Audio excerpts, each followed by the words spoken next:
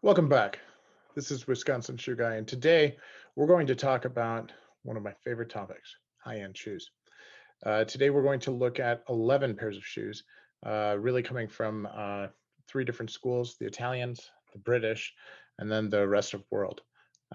There's some really exciting shoes here, and we're going to talk about what makes them high-end, what makes them great, and then have a little bit of a review of me wearing the shoes over the past week. So thanks a lot, and here we go.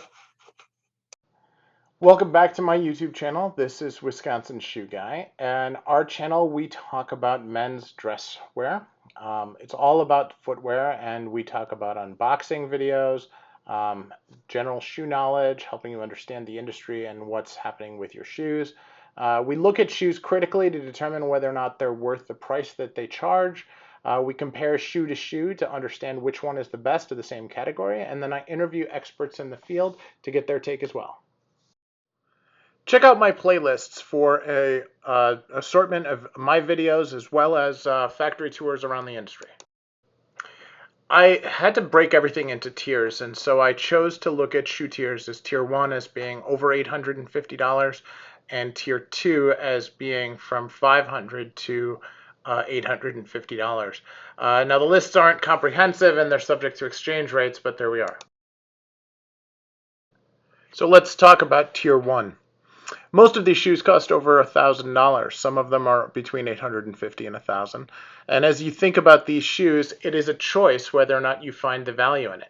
Most of the value is in craftsmanship. Hardly any of it is something that's so intrinsic you're going to be able to tell by look or feel. It's always up to you. Many of the shoes are hand welted, and what that means is that the insoles are actually sewn to the body of the shoe.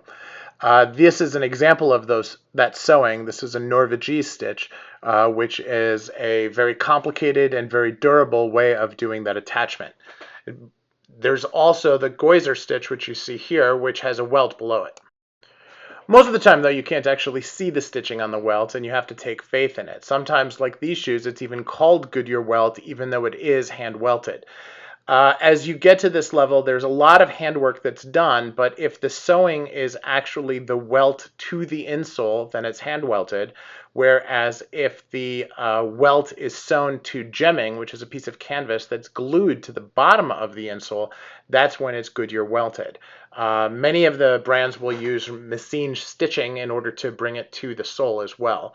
That is a different part of the process. Many shoe collectors prefer to have metal toe taps installed on their shoes and spend a lot of time and effort doing that aftermarket. Some shoes in these categories actually will come with this option already there, which is kind of a nice thing because they know that the folks who buy the shoes will just do it. Some shoes don't have that. They'll have nails or something like that, but these actually have these beautiful painted soles, which is another thing that's common in the category.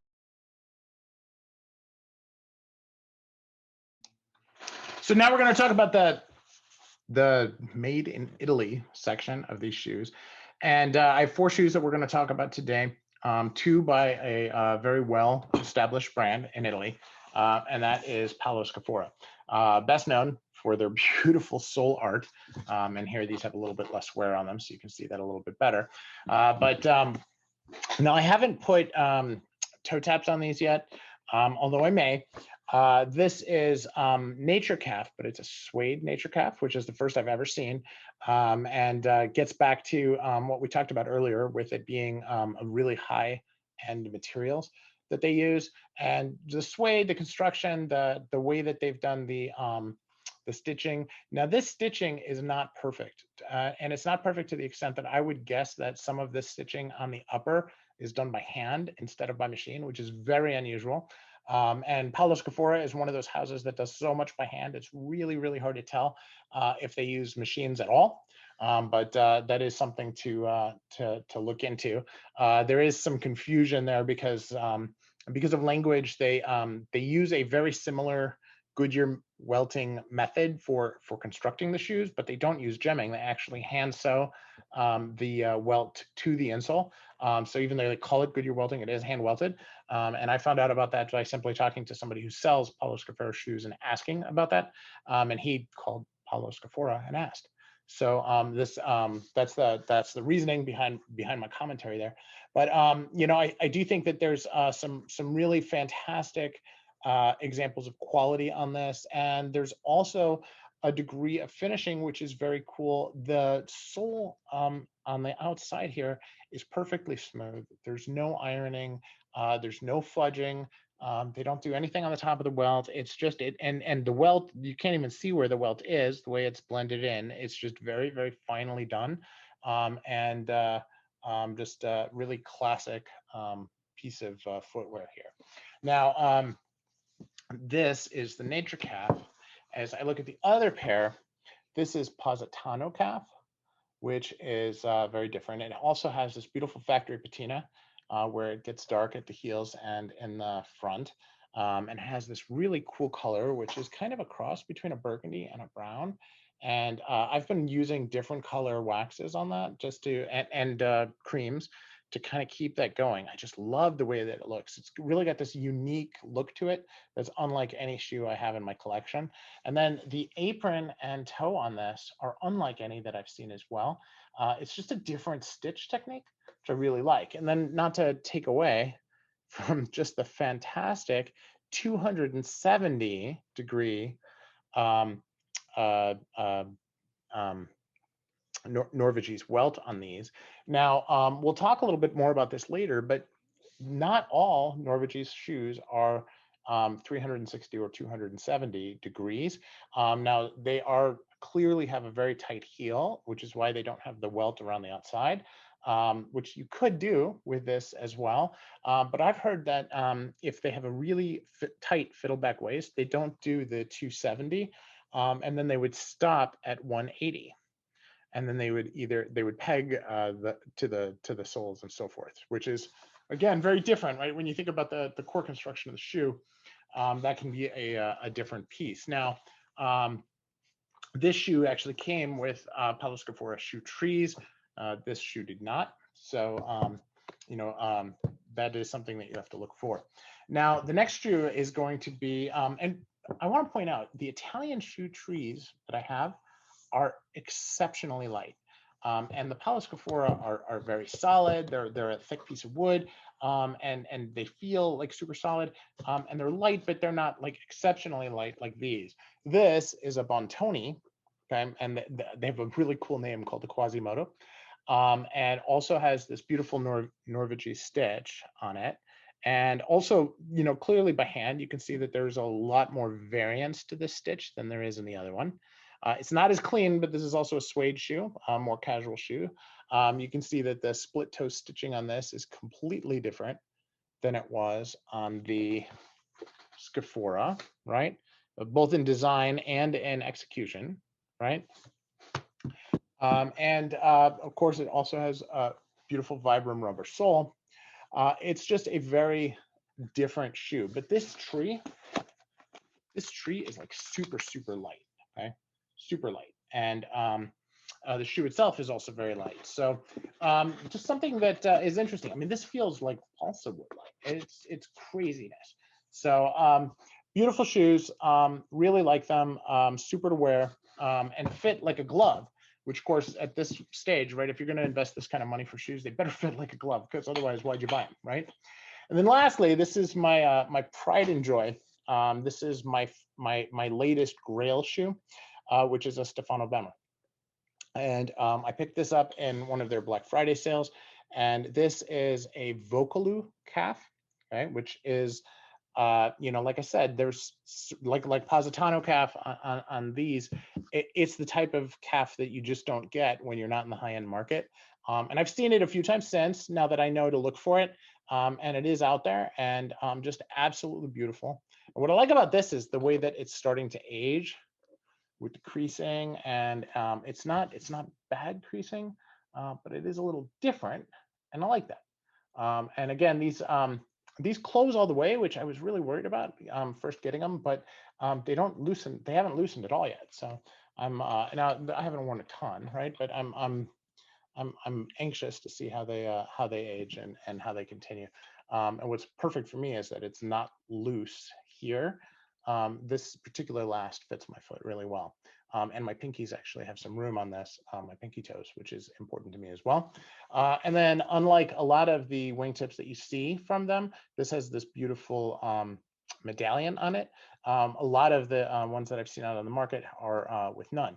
Now you can see that they spent the time here with the clicking, with the heel in one single piece, the work that they've done on all of the broguing, and of course that medallion are just absolutely stunning work. So very happy with these shoes, and again, it's a grail for me and something I just couldn't be more excited about.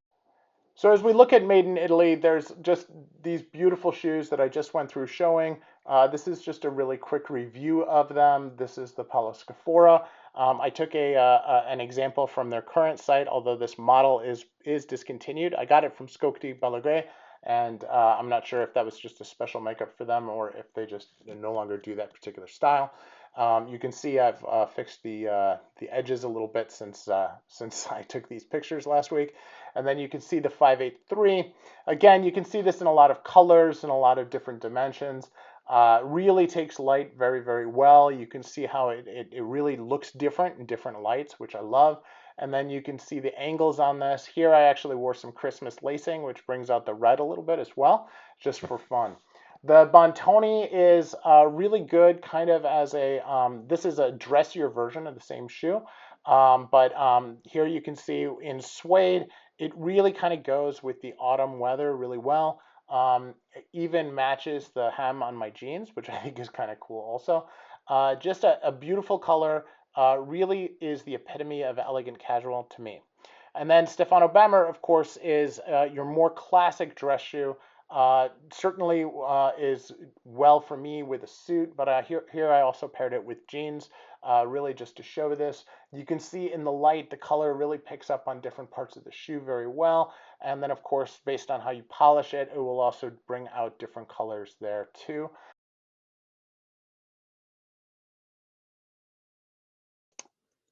So let's take a look at what these shoes are. We're going to start off with our Made in England section.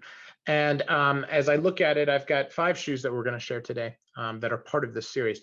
The first one is Gaziano and Girling Thorpe. Now this has a Norwegian stitch apron and toe, and it has a reverse toe here. And it's done in this beautiful hatch grain leather. Now, clearly the most visible, feelable difference in shoes that are over $850 is that the quality of the material is different. In fact, there's a difference in the feel of the shoes when you're looking at an $850 shoe compared to a $1,500 or a $2,000 shoe. There are significant differences in the quality of the leather. And I've heard some shoemakers talk about taking less shoes per piece of leather. Okay, so if you think about calfskin is pretty big. Sometimes they say that they can only get a single pair of shoes from the right piece of leather. I don't necessarily buy that. I think that that's more gimmicky, kind of talking about how many hours it takes to make a pair of shoes. But I think that as you really get down to it, they are more selective. They make sure that they try to match the grain patterns in different pieces of the leather.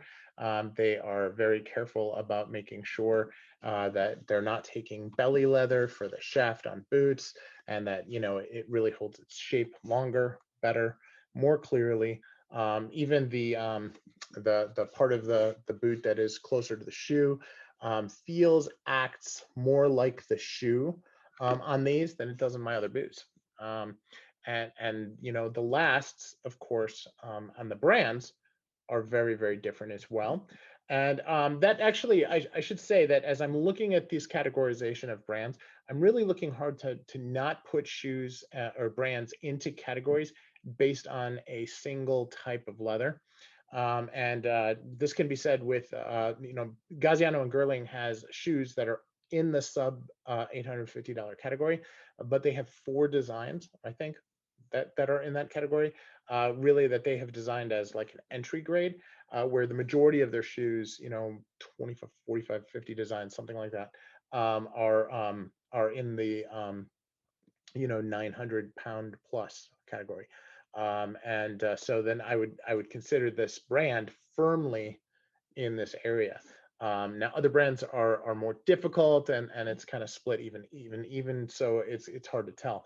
But for as you look at a Gaziano and Girling shoe, like in the Edward Green, which is another brand that is firmly in that category, that I only have one pair and I'm not going to show today. Everything, the lining, the upper, even the laces, are just absolutely first rate. The leather quality that they use on the welt is very, very good. The attention to detail. When you look at this split reverse welt that's on here, you'll see a lot of these out on the market that have a varying degree of tightness to the shoe, where this is very, very perfect. Okay. And I think that that's, part of the difference that you get. Now, it's not in 100% even, right? I mean, if you were to take a measuring tape and measure it here and measure it like back here, you can see that there's a little part where it's a little higher. These are made by hand, right? I mean, this is somebody holding the welt and doing it in order to do this. Now, Gaziano and Girling does it on a machine, right? So this is Goodyear welted. So as they're attaching all of this, they do it on a machine. But it is a tremendous amount of handwork on this. I believe they're also hand lasted, which is very different than your typical factory made Goodyear welded shoe, right? So some just absolutely classic design, beautiful high grade material. I have another Gaziano and Girling shoe that I'll show here as well. And this one has leather soles instead of rubber soles. So I can talk a little bit more about the soles. But even this leather is just absolutely beautiful, and really settles in. I mean, I've worn this a few times, and you can see that it's and I'm not polishing this part of the shoe very much, and you can see that there's some really, really micro creasing, and that there's a beautiful amount of variance in the shoe. Now I could cover it up, but I like that, so I'm allowing that to create a natural patina on the shoe. And then as I build my layers of polish over the years, that will come through, which is what I like. Okay. Now, you can see that you've got a nice shine on the cap.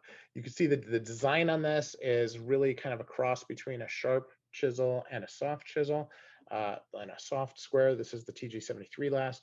It's just a beautiful way of putting together this design of a shoe. They spend a lot of time on very small details like the clicking, in order to make sure that you've got a single cap without any seams or without any stitches in it. Very just absolutely beautiful. Now, most of these shoes are going to have a blind stitch or a closed stitch. So they're either where they actually take a flap and peel it back and then put the stitch in and then glue the flap down, or like these, which looks like it's closed channel stitch. Just on how it's wearing, it looks like it was opened and then hammered shut. Okay. And that's not uncommon. You see both with different shoes. The degree of finishing on the sole, on the top of the welt, on the soles itself, is also a key indicator in this market, and in the market below too, right? I mean, you can get a really, really nice, well-finished shoe for $600, right? So, but you get everything that you would expect at this level and more. Now, one of the things about Gaziano and Girling is that they use this double oak bark tan sole material that they also use at the bespoke makers. And I've heard them describe this in videos and interviews, where they say that this is generally too complicated for most of the factory folks to use, but their skilled workers at Gaziano and Girling use this because they feel that it feels better to the wearer and is part of what makes their shoes their shoes. And so, and I can tell you, I mean, it feels great. Even just now, just feeling it here, it feels like a leather bag, not a sole of a shoe. It's very, very nice. So anywho, just to give you some indication there. Now, when you move on from that, you look at other shoes like these. This is a pair of John Lobb's. This is the Drift, also with the blind stitch sole. Very little on the top finishing, but this is a very casual shoe. But it has this really cool moorland grain calf, which I've never seen before. Very different. Has a very different feel to it. Now this shoe, the waist is so tight on the shoe that it's tight to put my foot in, but when my foot is in, I don't have to tie it in order to wear it. Okay, my foot is just in there held shut. So tying is more for show, which is an interesting piece of it. And this is my only 2 eyelet derby, and a very interesting aspect of that as well. Now, the last shoe that I have from the English Connect collection in this area is this is Foster and Son, and I believe that this is a machine stitched apron versus a hand stitched Norvegese, but also reversed on the side here. And this is in this beautiful Scotch grain. Okay, just really heavy duty pebbles on there, and just a beautiful example of a well orchestrated, well executed shoe. And rubber sole, also factory made, just very straightforward, and a very nicely executed shoe. And of course, we shouldn't forget about the Ascot Con. This is actually hand sewn in Northampton and has one of the nicest Norwegian pie crust aprons of any of the shoes in my collection.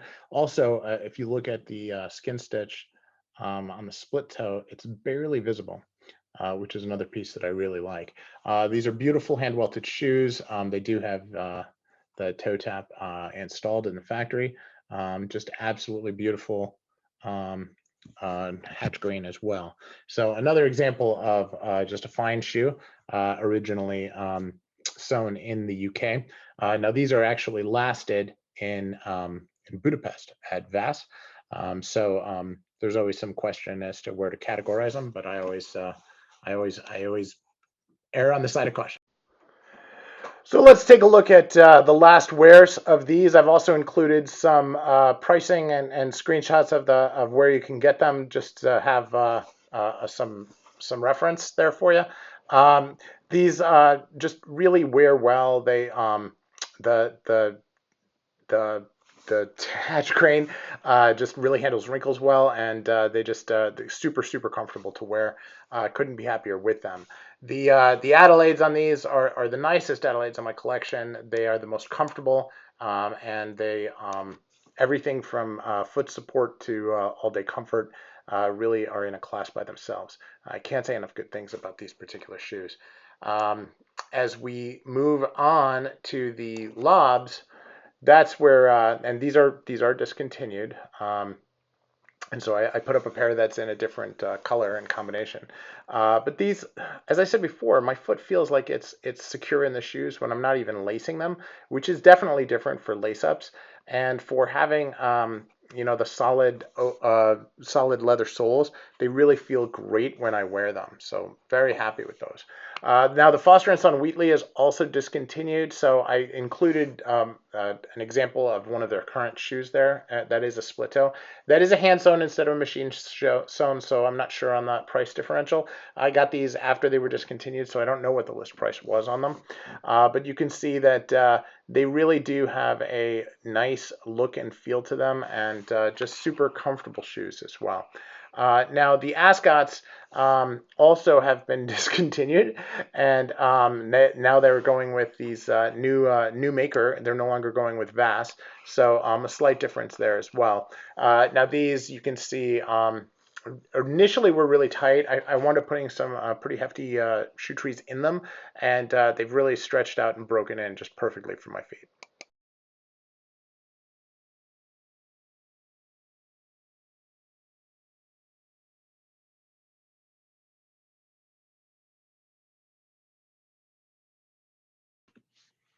With family that immigrated from Germany back in right at the beginning of the Second World War, the name Heinrich Dinkelacker actually resonated with me pretty well.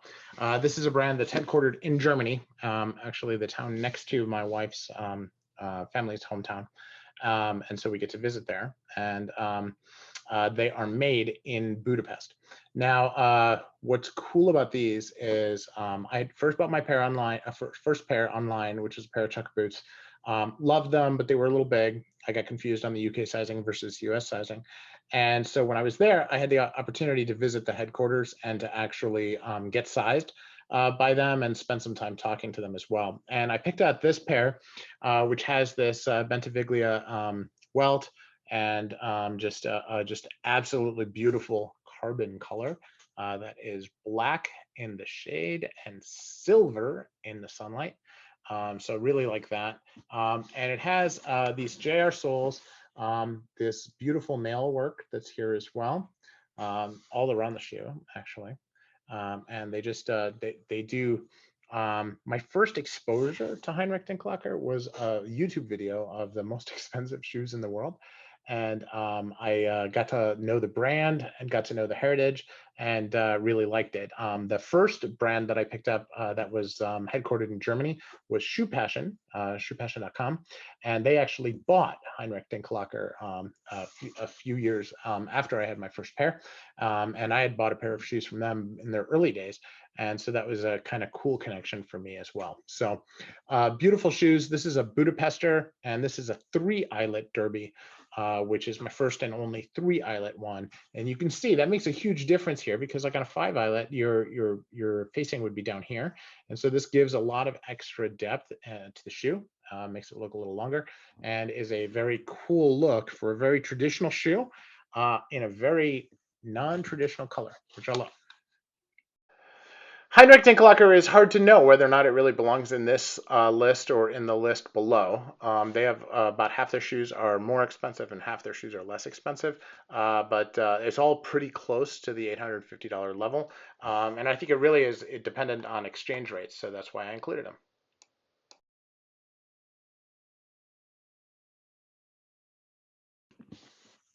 So as I record this video, I am expecting my second pair of St. Crispin's coming in the mail on Tuesday of next week.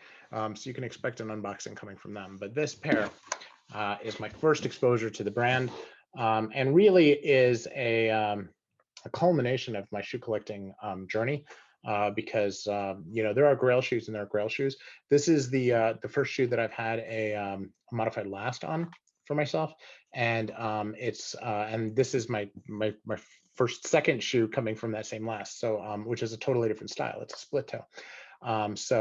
It's going to be a part of the journey as well. Now I chose to have the Norvegi stitching on this, but this is an example where they said that because they do a thinner waist, they wanted to do the peg waist, so they only do a 180 on this, which is different. You can see the heels on this are much tighter, even than on the Palo Scafora. It's a slicker shoe. It should be, right? You know, the shoe itself rests kind of different on as you wear it, as you walk. It has a lot of built-in arch support. It does not have a fiddle back waist, which is interesting as well. But you know, the nail work on this is absolutely stellar. The sole work, they do use a machine to sole stitch. So you can see that. So they do that. Everything is made by hand at St. Crispin's, except that they have the machine that does. And so, I mean, I think it's an interesting piece that they do. And I feel like it's a just a beautiful example of craftsmanship in the industry. It also is an asymmetrical shoe. So what do I mean by that? Well, when you wear the shoe, you'll notice that this has a little slant to it, right? Well, look at that difference. This is much lower than this. And that is a difference, gentlemen, that you can feel. Right? And it feels really, really good. Right?